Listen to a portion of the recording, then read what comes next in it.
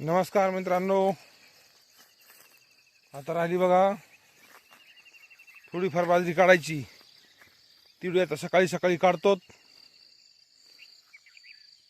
आता ही सगळी बाजरी झाडी काढून ते काय तितके कणस मोडलेत. आता राहिली सायली सकाळी सकाळी आता काढून घेतो.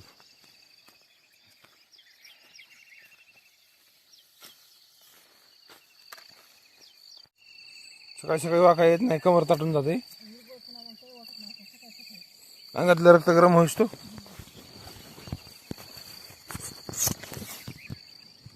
तर मित्रांनो, लागतोच काढायला. माऊली माऊली माऊली आम्ही ते मात्र माणूस आहे ना, तो वाकाय कसं येईल.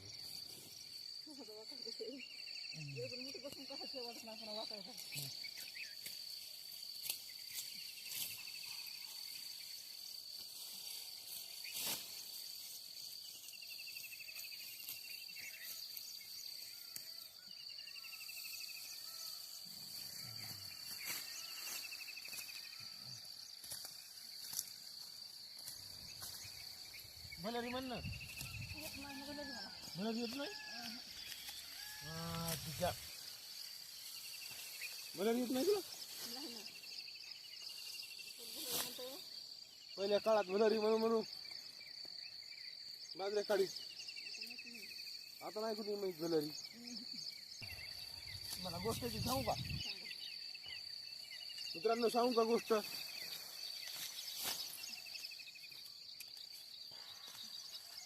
सांगू का, तुम्ही सांगा म्हणला तर सांगतो.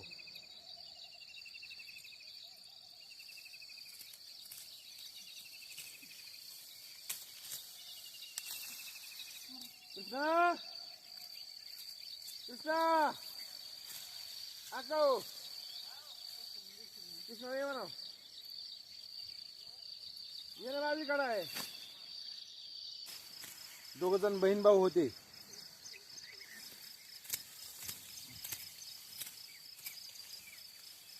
बहिणीचं लग्न झालं. काही दिवसांनी त्या बहिणीला 2 मुलं पण झाले.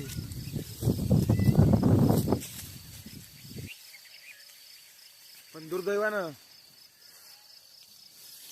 तुझा पती मरण पावला.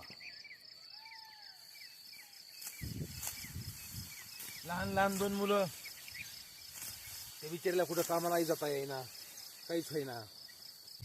घरी उपास मारायची वेळ आली. घरची परिस्थिती एकदम डाऊन होती. त्या बिचारीला उपास मारायची वेळ आली. मग बहिणीला वाटलं भावाकडे जाते आणि काहीतरी घेऊन येते. बहीण भावाच्या गावाला गेली. लांबून पाहितलं भावानं की भाऊ मागच्या दरवाजा वाटा निघून गेला. आणि बायकोला सांगितलं ते इथं नाहीत म्हणून सांग.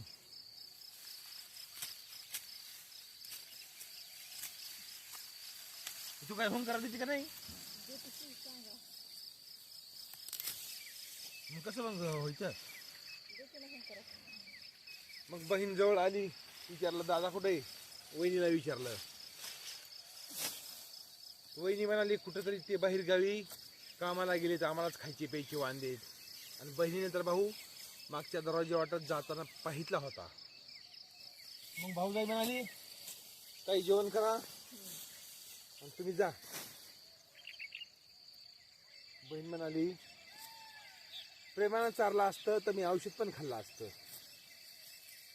भाऊ माझ्या समोरून पाठीमागच्या दरवाजा वाटा गेलाय नाही सांगतोय की बाहेरगावी गेलाय कामाला. मग बहिणीला वाटलं आपला पती गेला, आपलं सगळं संपलं. ती रडत चालली वापस. रडत वापस चालली तर एक असाच गावातला माणूस असाच बसला होता साईडला एका झाडाखाली. मग तो माणूस साईडला जो बसला होता त्यानं विचारलं का ग बाई रडत चालली. मग तिने हकीकत सांगितली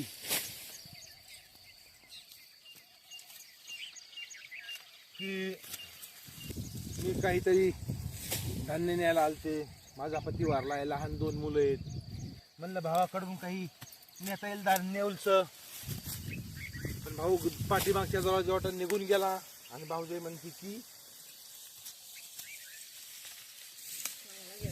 कामाला गेलाय म्हणून रडत चालली. म्हणजे तो म्हणला चल माझ्या घरी. घरी गेला तिला घेऊन. तो कोण होता? गावातला एक सामान्य माणूस होता. घरी नेलं, तिला जीव घातलं आणि 4 पोते धान्य एका बैलगाडीत भरलं आणि तिच्या 10 वर्षाच्या मुलाला सांगितलं हे धान्य तू त्या ताईच्या घरी घेऊन जा आणि टाक. त्या 4 पोते धान्य बैलगाडीत घेऊन दिलं आणि 10 वर्षाचा मुलगा बैलगाडी झुपून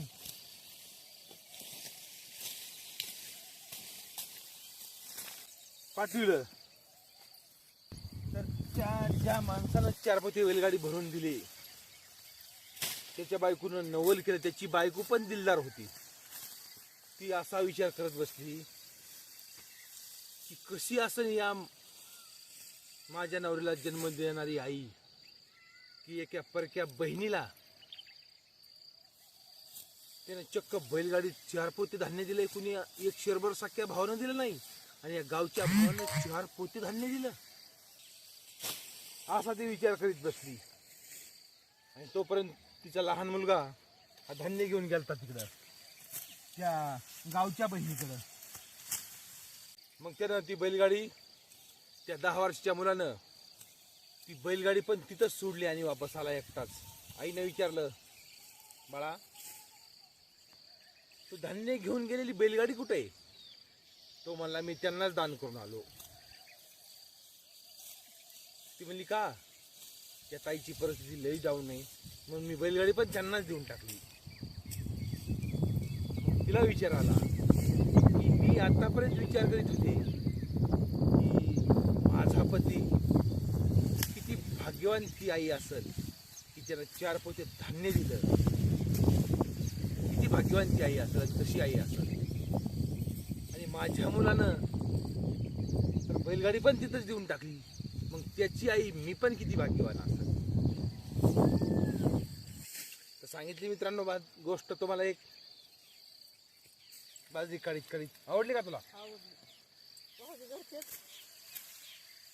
तसं कधी कधी घरचे दुश्मन होतात आणि परके सुद्धा आपले असतात. आणि आपले भाऊ आपली बहिणी आपल्या घरचेच आपले कधी होत नाहीत. पण कधी कधी गावचे आपले होतात. हा गावचा भाऊ होता. या गावच्या भावानं एवढं मोठं काम केलं. आणि मित्रांनो ही काही गोष्ट नाही, ही सत्य घडलेली घटना आहे.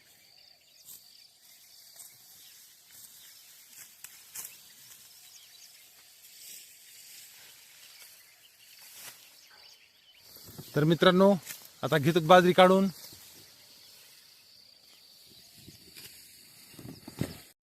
तर मित्रांनो झालीच बघा आता बाजरी काढायची.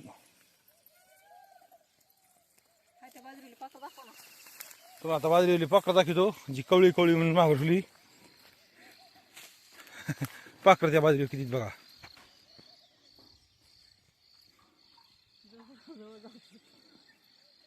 बघा पाखर खाली खाली त्यांच्यासाठी अरे